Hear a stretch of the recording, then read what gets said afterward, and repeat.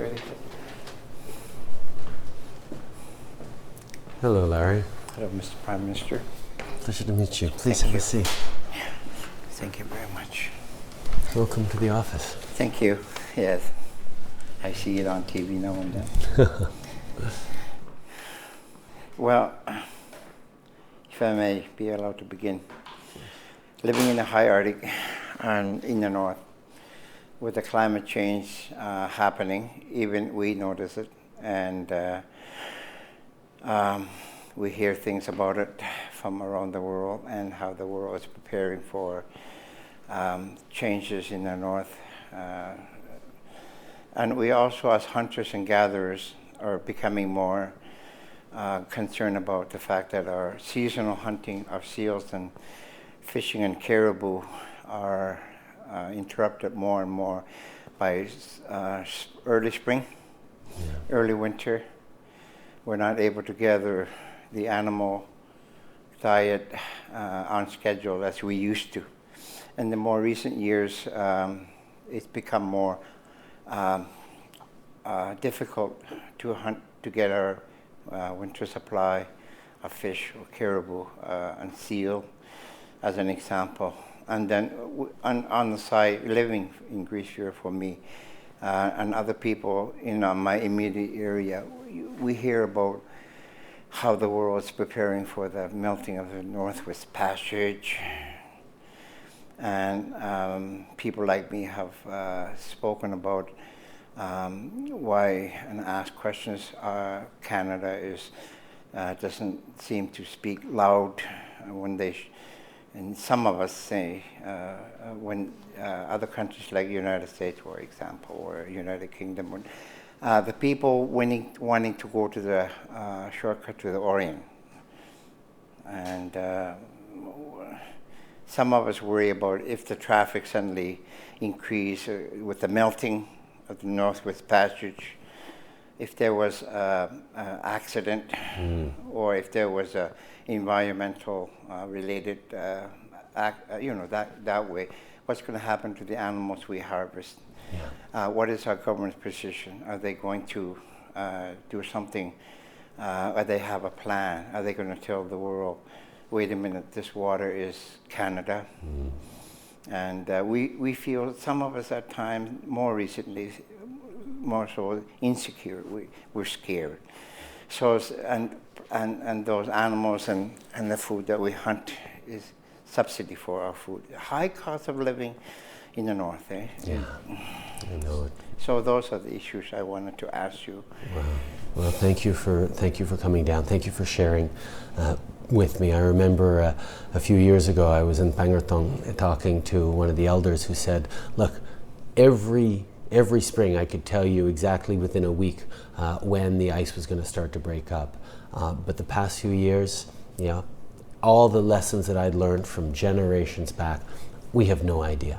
The climate is changing so rapidly, particularly in the north, where you're on the front lines of climate change, that we as a country need to take this seriously. We need to provide you help and support. The problem you're talking about, access to country food, and the fact that it's less and less reliable for hunters to be able to actually rely on that. On top of that, the Nutrition North program isn't working to be able to actually compensate for the incredibly high cost of living. Right. These are problems that I'm very familiar with. I have the incredible good fortune of being able to go up north at least once a year, and it really matters to me, and the people like you who live up there really matter to me. So how we can support you through a proper Nutrition North program is something that we're working on right now.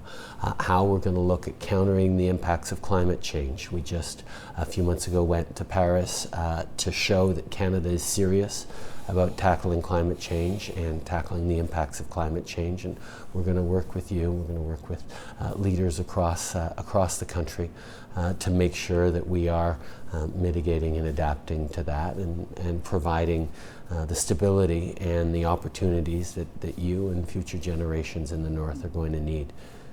Because the people in the north is what matters to me. Everyone talks about the land and the Northwest Passage and the resources, but the north runs through the people who've lived there for millennia. Yes. And respect for you and respect for the way of life you have, and ensuring that we're able to support and continue and allow you to continue that life for generations to come really matters to me. Yes, I'm happy to hear that. And, you know, as a regular folk, tax-paying Canadians up north, and as you know, that we were relocated to the high Arctic in the name of sovereignty. And the last governments that we listened to talked about sovereignty, and they would say that the military is up there. There are some exercises with these rangers, but it has really hurt me as a person who was moved, included at the time in 1953, when I don't hear our government mention to the world that the sovereignty is not an issue in the high Arctic, because we have Canadians living up there, and using Grise Fiord and Resler as an example, that we moved them up there in the name of sovereignty. I'm yet to hear that. I can tell you that, like I said, they would talk about other things, why Canada's high Arctic is sovereign Canadian, but never using us, acknowledging us that way. So, like, subsidy is accorded to the federal entities up in our area, say military, the Polar Continental Shelf, which is the science community, federal entity, and the Environment Canada. The people who go up there, we watch them get looked after, and everything for their transportation.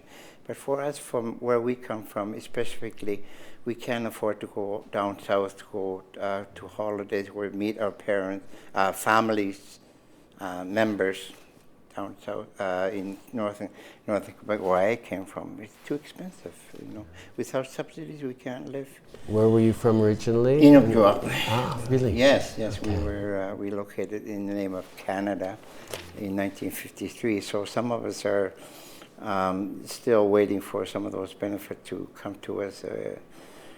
Watching other people get all their subsidies looked after, like the RCMP or the other civil servants, and we don't get that. It's very difficult. So I want to know what other ways that, if there's some way your government will be able to find some solutions and things like that. Well, listen, we have a great cabinet minister, Hunter Tutu from the north, who's very, very serious about creating opportunity and investing in the north. I gave him responsibility for the Coast Guard and for fisheries and oceans, and obviously there's people forget about the third ocean that Canada has up in the Arctic and how important that is for us.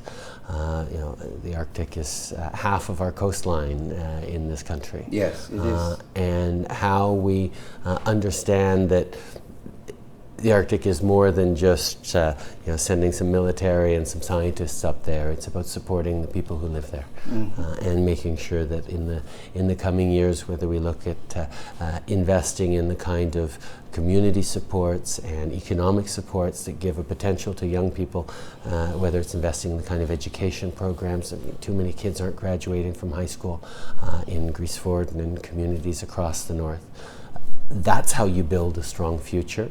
And what we need in this country is a South that recognizes partnership with the North, and that we have to be with you in your success and let you lead that success. And that's something that we haven't had in far too long. So I'm trying to rebuild a fresh and new relationship that starts around respect and works with you.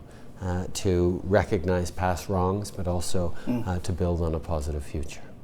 And the thing, like I said, the immediate concern we have, for so close to the area that I'm talking about, the Northwest Passage, if there was ever a disaster, what kind of mechanisms would be set up, and also the fact that I'm a proud Canadian, I'm a patriot.